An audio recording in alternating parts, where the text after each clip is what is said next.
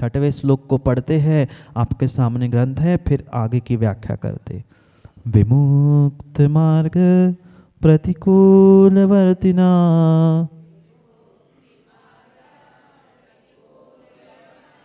मया कसायाक्षवशेन दूर्धिया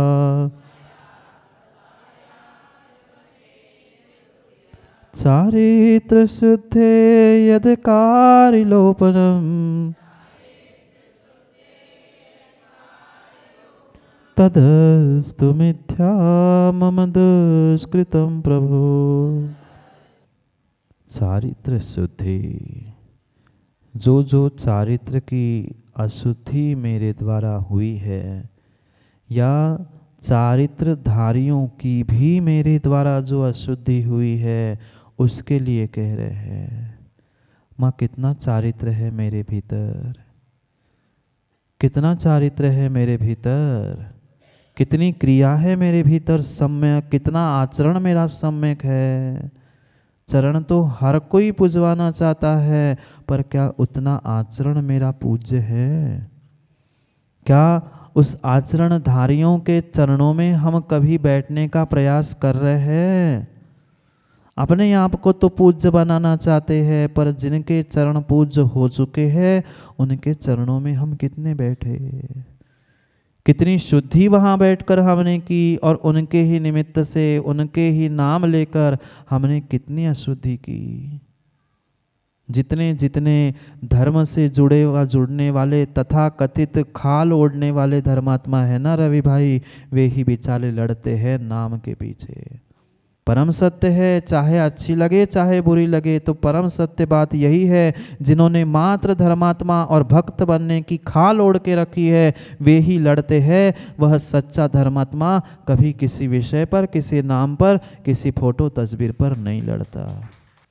क्या करे, पर कितनी कितनी अशुद्धि कर रहे हैं हम अपने मात्र मान के पीछे, अहंकार के पीछे।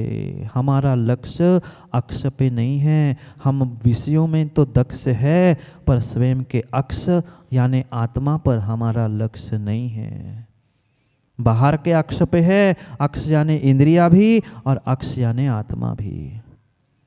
हमारा लक्ष्य इंद्रियों के अक्ष पर है, उसमें हम दक्ष है। कहाँ कैसा पाप करना है, मैं पाप कर रहा हूं, कोई ना देखे, दरवाजा बंद करके। बहुत बड़े धर्मात्मा, बहुत बड़े पुजारी बने तो फिर रहे हैं दक्षता से, पर दुनिया देख ना पाए मैं कैसे धीरे से गुटखा खाता हूँ, मैं धीरे से कैसे पाप कर लेता हूँ, नहीं देखे इसलिए दरवाज़ा बंद कर लेता है। दरवाज़ा नहीं बंद करते पाप करते हुए, एकांत नहीं खोजते पाप करते हुए। कितने दक्ष है, पता है दुनिया के सामने मेरा पाप खुल जाएगा तो लोग मुझे पापी कह लेंगे, उसमें तो दक्षता है, पर अन्य क्रियाओं में हम दक्ष है नहीं है, क्योंकि लक्ष्य के प्रति लक्ष्य ही नहीं है। कसाय अक्षवशेन दुर्धिरा, कसाय और अक्ष यानी इंद्रियों के वशीभूत होते होते आज तक मेरी दुर्दशा हुई है। माँ गुलामी क्यों हुई, गुलामी दूसरों की क्यों करनी पड़ रही है? क्योंकि हम इंद्रियों के गुलाम बनकर बैठे हैं। हाँ, ये इंद्रियां उस घोड़े के समान हैं। मन हो चाहे 5 इंद्रियां हो, वह घोड़े के समान है। 2 व्यक्ति के पास घोड़े होते हैं। आज भले ही बहुत थोड़े लोगों के पास घोड़े बचे हो, पर 2 लोगों के पास घोड़े होते हैं, एक रईस और एक सईस। नहीं जानते आप लोग? जो घोड़ा पालते हैं एक शौक के लिए पालते थे, जो शौक के लिए पालते हैं वह रईस कहलाते हैं, और उस घोड़े की सेवा करने, उससे कमाई करने के लिए जो पालते वो सईस होते हैं। आप कौन हो? आप कौन हो? वह अश्व था, अक्ष था, हमें भी ये घोड़े मिले थे, मन वचन काय और इंद्रिया रूपी हमें घोड़े मिले थे। हम चाहते तो रईस बन के उसका उपयोग करते, पर हम उसकी सेवा करके हम सईस बने हैं, रईस नहीं बन पाए। अंतर समझ में आया राजकुमार जी? रईस की सईस, घोड़े दोनों के घर में, घोड़े दोनों के घर में, एक राजाशाही बनकर, रईस बनकर उस पे मात्र बैठकर सवारी करता है और उसकी सेवा शुश्रूषा करने वाला सईस होता है। हम भी इंद्रियों की सेवा शुश्रूषा में अगर लगे हैं, उनके विषयों की पुष्टि में लगे हैं, तो हम सईस है, हम रईस नहीं है। ये इंद्रिया, ये मन, ये शरीर हमें अपनी आत्मा की सेवा के लिए मिला था। हमें राजा बनकर उसमें वह रुबाब से घूमना था, पर क्या करें, हम उसके ही नौकर बन के बैठे हैं। तनक सी ठंड लगी, तनक सी गर्मी लगी, भूख प्यास, पता नहीं हम कैसे विवल हो जाते हैं। और कितना कितना कितना पाप उस इंद्रियों के पीछे हम कर बैठते हैं। सबसे सबसे सबसे कठोर कोई इंद्रिया संभालने के लिए है तो यह रचना है। सब संभल सकती है, सब संभल सकती है, पर चंद्र जी अंतिम समय में अगर कोई सताने वाली इंद्रिया है तो ये जिह्वा इंद्रिय है, ये रसना इंद्रिय है, रसना इंद्रिय है। अभी से प्रयास करना सीख लो। ये चटोरी जीभ अगर चाटने में अगर आज कंट्रोल नहीं कर पाई तो अंतिम समय में समाधि चारित्र संलेखना संभव नहीं है, नहीं है। विमुक्ति मार्ग प्रतिकूल वर्तिना, आज तक मैंने प्रतिकूलता को ही धारण किया। जो श्रेय मार्ग था, श्रेष्ठ मार्ग था, मोक्ष मार्ग था, उस मोक्ष मार्ग के प्रतिकूल ही आचरण किया।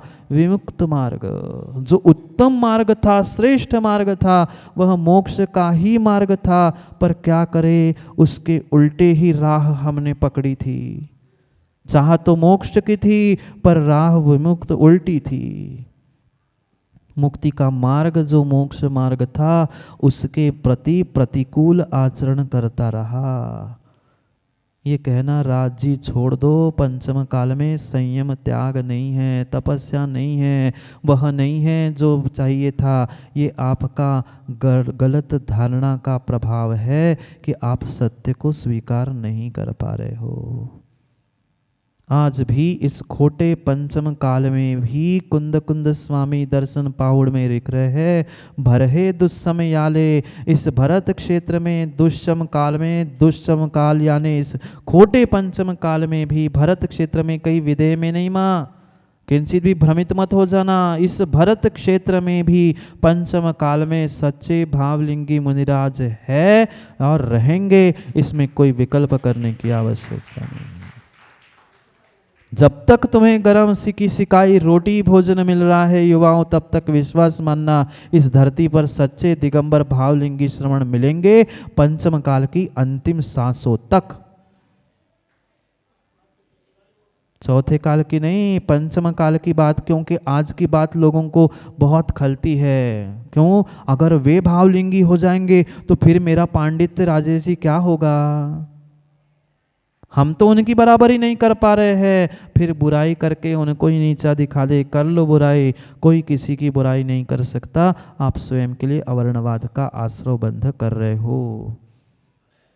70 कोड़ा कोड़ी, 70 कोड़ा कोड़ी, सबसे अधिक कोई कर्म का बंध का स्थिति बताई गई है तो दर्शन मोहिनी की 70 कोड़ा कोड़ी, जो तुम्हें श्रद्धा उत्पन्न करने नहीं देगी। तोड़ लो दूसरी की श्रद्धाओं को, तुम्हारे ही चरण, तुम्हारे ही वह श्रद्धा टूटेगी आने वाले समय में। चारित्र शुद्धि, मैं तो चारित्र धारण कर ही नहीं पा रहा हूं, पर जिन्होंने चारित्र धारण किया है हम उनके ही पीछे पड़े हैं हाथ धोकर उनकी सफाई के लिए। उनने तो करना चाहिए ना, वो तुम साधु बन गए ना, तुम प्रतिमाधारी बन गए ना निहाल चंद जी, तुम्हें तो सामायिक करने चाहिए, तुम्हें ऐसा करना चाहिए। अरे कौन बोल रहा है? तो कुछ तो कर, फिर निहाल चंद जी पर आक्षेप कर। हमें कुछ करना नहीं है, हमें कुछ करना नहीं है और तुम सब कर लो। बुद्ध जी मात्र साधु भावलिंगी नहीं होते, आगम में भावलिंगी श्रावक की भी व्याख्या की है। तुम अगर भावलिंगी साधु को खोज रहे हो तो पहले भावलिंगी श्रावक बन जाओ, फिर भावलिंगी साधु को खोजना। मैं ये नहीं कह रहा हूं, किसी की गलती की पुष्टि नहीं हो रही है किंचित भी। जो गलत कर रहा है वो गलत कर ही रहा है, चाहे वह चारित्रधारी हो चाहे असाधु हो, पर हमारी तो श्रद्धा की आंख होनी चाहिए। यहाँ आचार्य महाराज कह रहे हैं चारित्र और चारित्रधारियों के निमित्त से जो जो मैंने अशुद्धि की हो वह सब मेरी अशुद्धि चारित्र की शुद्धि को देने वाली हो। कब देगी, कब देगी? तदस्तु मिथ्या मम दुष्कृतम प्रभो। हे प्रभो, हे प्रभो, हे प्रभो, ये जितना जितना मैंने मोक्ष मार्ग के प्रतिकूल आचरण करना और आचरण करने वालों के प्रति भी दुर्बुद्धि की हो, दुर्बुद्धि वालों के प्रति भी मेरे द्वारा कषाय और इंद्रियों के निमित्त से जो जो चारित्र की शुद्धि का लोप हुआ हो, लोपनम, जो विलोप हुआ हो, वह मेरी प्रत्येक क्रिया तदस्तु मिथ्या, तद अस्तु, वह मेरी क्रिया मिथ्या हो, निष्फल हो, दुष्कृत हो। पर इसका मतलब नहीं कल जैसे बताया मटके फोड़ते जाओ और तस्मिच्छा में दुक्कड़म, दूसरे की निंदा करो और नीचे लिख के भेज दो तस्मिच्छा में दुक्कड़म। हाँ, आज यही चल रहा है, ऊपर पूरा उसकी बुराई लिख दी और नीचे कह रहे हैं कि तस्मिच्छा में दुक्कड़म, कुछ गलती हो तो क्षमा करो। पहले झापड़ मारो और कह दो तस्मिच्छा में दुक्कड़म। भीतर से अंदर से आना चाहिए। ये मेरी जितनी जितनी परिणति हो सकता है, पंचम काल है, वह कसाय के उद्रेक में मैंने कुछ गलत कह दिया हो तो उसे मैं ठीक कर लूं। पर क्या करे, ये बातें समझ में नहीं आती कसाय के उद्रेक में, नहीं आती। कसायो रंजितम चेतस तत्वम नैवावगाहते, नीली रक्तेम्बरो रागो दुरागदैवी कोमकुबा। आचार्य भट्टकलंक स्वामी स्वरूप संबोधन ग्रंथ में बहुत सुंदर कारिका में कह रहे हैं, जिस वस्त्र को आप अगर माँ रंगाना चाहते हो, वस्त्र की रंगाई करनी है तो पहले उस वस्त्र की धुलाई जरूरी है। बिना धुलाई के वस्त्र की रंगाई संभव नहीं है। अगर नीला वस्त्र है तो उस पे कुमकुम का रंग नहीं चढ़ता है। ऐसे कसायों से जिसका मन वचन काय आत्मा रंजित है, रंगित है, उसके ऊपर कोई तत्व ज्ञान का रंग चढ़ता ही नहीं है। कितना ही कह लो, कितना ही कह लो, ये ऐसा रवि भाई क्यों हो रहा है, यहाँ तो हमें सब समझ में आता है, घर जाके क्या हो जाता है, घर जाके वह विषय कसायों का रंग चढ़ जाता है, इसलिए जिनवाणी का रंग उतर जाता है। चढ़ा ही नहीं है, क्योंकि हम यहाँ भी आते हैं तो उसके साथ ही आते हैं। निमित्तों का नाश नहीं होगा, हमें अपने उपादान को समझना है। समय हो गया है लक्ष्य देने का, दुकान के तालों पे, अपने अक्ष पे। कहने के लिए तो बहुत अच्छा कह सकते हैं, ये आपकी वाणी भी प्रभावी है, सार्थक भी है, पर वह आचरण में आएगी तभी कार्यकारी है। क्योंकि शब्दों का चयन करना बहुत बड़ी बात नहीं है, उन शब्दों से कठिन परिणामों का चयन करना है। अगर हमने अपने परिणामों का अच्छा चयन करना सीख लिया तो शब्द तो अपने आप हो ही जाएंगे, हो ही जाएंगे। इसलिए सोचे समझे जो चारित्र था माँ, और कोई बहुत बड़ी बात नहीं थी। असुहादो विनिवृत्ति सुहे पवित्ति ये जान चारित्रम। अशुभ की निवृत्ति और शुभ में प्रवृत्ति, इतना ही युवाओं कर लो। जितने जितने पाप के परिणाम और पाप की परिणति चल रही है, उस पाप और अशुभ से अपने मन को खींच में शुभ में लगा लो। इतना ही आज कर लोगे तो तुम्हारा एक देश चारित्र प्रारंभ हो जाएगा। बहुत अच्छी बात यही है कि हम सभी चारित्र को धारण करें, और नहीं है चारित्र धारण करने की शक्ति तो कम से कम चारित्र धारियों की ही विनय करें। कल्याण तभी होगा सम्यक दर्शन, सम्यक ज्ञान और सम्यक चारित्र जुड़ेगा तभी होगा। अन्यथा जो तुम्हारा ज्ञान भार रूप है वह भार ही रहेगा। क्रिया भी सम्यक जरूरी है, चारित्र भी जरूरी है। अगर नहीं धारण कर पा रहे हैं चारित्र, कम से कम चारित्रधारियों के चरणों को ही छूते रहो, कभी ना कभी आचरण भी छू लोगे। पर चरण छू लो, चरण छू लो तभी आचरण छू पाओगे। समय हो गया है चरण छूने का नहीं राजकुमार जी, आचरण छूने का। चरण छू लो, चरण छू लो, अपने भी और परमात्मा के भी। तभी काम बनेगा जब ये मेरे पाप, मेरी दोष, मेरी गलती मिथ्या हो, झूठे हो, नष्ट हो। और भी 2-3 दिन अब वही सी प्रतिक्रमण के विषय में ही समझाएंगे, क्योंकि सफाई नहीं है तो रंगाई नहीं है, धुलाई नहीं है तो रंगाई नहीं है। इसलिए वह सोने का बर्तन कितना भी सोने का हो, पर मल का एक कण भी हमें पानी नहीं पीने देता, फिर मेरे मन का एक मल कैसे भगवान बनाने देगा। इसलिए पहले सफाई करो, फिर अपने भीतर जिनवाणी और परमात्मा के चरण को उत्कीर्ण करो, तो ही कल्याण संभव है। अन्यथा समय तो बहुत थोड़ा सा बचा है, पता नहीं किसकी पलक पहले झपक जाए, कौन पहले चला जाए। इसलिए किसी की बुराई मत करो, स्वयं की भलाई चाहते हो तो सच्चे एक मार्ग को समझो, संसार से छोड़कर मोक्ष की ओर बढ़ने का प्रयास करो।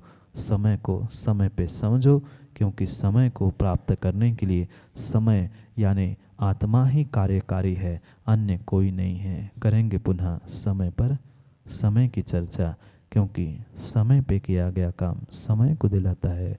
बोली भगवान महावीर स्वामी की।